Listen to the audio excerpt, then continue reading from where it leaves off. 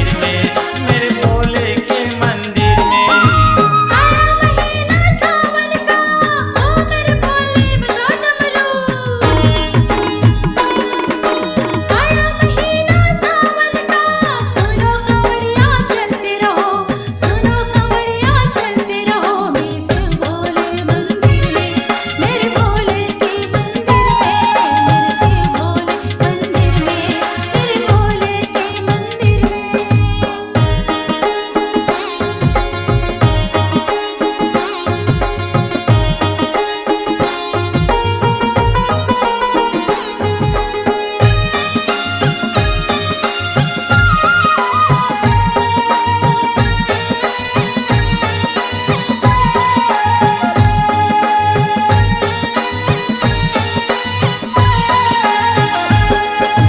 ना कोई साथी ना सहारा, ना दौलत ना सोना चांदी।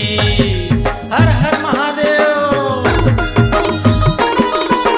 ना कोई साथी ना सहारा, ना दौलत ना सोना चांदी।